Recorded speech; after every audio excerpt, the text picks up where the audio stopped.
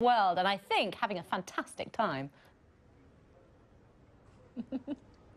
Hey, Fritzy, it's all work. It's all work, believe you me. But yeah, on board the Harmony of the Seas. Oh, she's big. I mean, this thing is 227,000 tons. Now, that doesn't mean much to you and I, right? So I did some sums.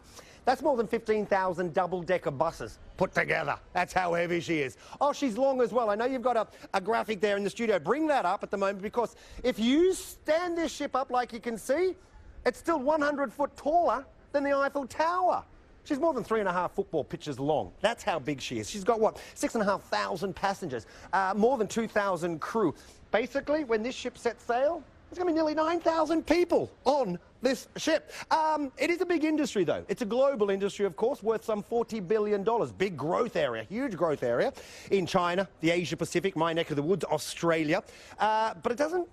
there certainly comes with lots of challenges. Of course, we had the Costa Concordia sinking, which killed 32 people. That didn't do a lot for the industry's image, I should say. We've got norovirus cases that break out on ships. And of course, environmental sort of... not the gleamiest sort of image. Well, look, let's get more. Martin, step on in here. Martin Alcock, you're with the Travel Trade Consultancy. Welcome on board. Hey, listen, these ships just get bigger and bigger. I'm wondering, okay, the company will say, yeah, look, we built it because people want it, but do really people want to go to sea with 9,000 people? Yes, I mean, it's a huge ship. Capacity-wise, there's been a lot of concern that there was too many of these ships being built, actually. You know, go back 5-6 years ago, there was a thought, are there enough people wanting to go cruising to fill all of these extra ships? But I think you touched on it earlier. The capacity growth in China, the appetite in China is huge, and I think there's a feeling amongst these huge cruise lines that they can just keep building and building and building, to be honest, and they can be absorbed. And what, you mean, and rely on the Chinese to fill them? Because at the moment, what, 55% of cruisers are Americans, but it's only 3% of Americans take a cruise. So the potential for growth is huge. Yeah, I mean, the American market is you'd say mature in both senses of the word, actually. You're right, 3%, so although it's $40 billion across the world, it's a relatively underrepresented in travel generally.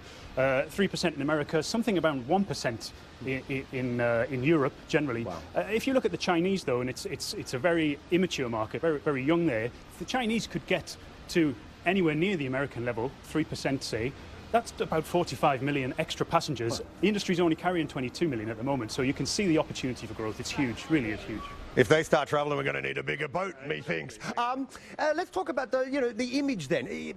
Because there's so much room to growth, and there's a very small percentage that actually do take cruises, some will say the industry hasn't done a great job in selling itself to the non-cruisers as their perception, right? Oh, they're full of buffets, they're full of old people, or you know, you name it.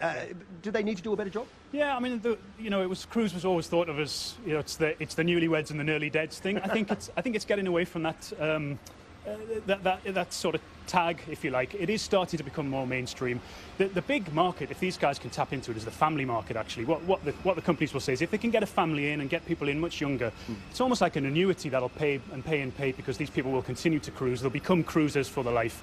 At the moment, though, worldwide, average age is still late 50s, so it still does have that average age to come down, I think. And let me just get this in. The image of this industry, not great when it comes to being environmentally friendly, although the companies of these sort of newer ships are greener. Is there, the dumping of sewage at sea, for example, things like that? That doesn't happen. I think you've seen that a lot down the years, but the industry has had to really clean up its act. Two things, really. One is there's much more of an appetite for what you might call environmentally friendly tourism, land-based and cruise, actually. But the other thing is ports themselves have started to insist that ships are cleaner. You know, Barcelona doesn't want a huge ship like this coming and dumping its sewage on its doorstep. So actually, the amount of technology that goes into a ship like this, we were just hearing before, a phenomenal amount of money spent on making these things greener, separating out the waste, making it recyclable. So yeah, they've certainly cleaned up their image, I think. Okay, Martin, great stuff. We appreciate that. Take a step back that way, Martin, because I want to trace my camera woman. Hey, Fritzy, see this big purple thing? This is the world's first. It's the biggest slide on a ship. It's not a water slide, it's a slide, and it takes you down 10 stories in 12 seconds. I'm going to give it a go later. Aaron, I'm expecting you to be doing your live headlines from that slide in about an hour's time. I see you there. Aaron Cruiser Hazelhurst.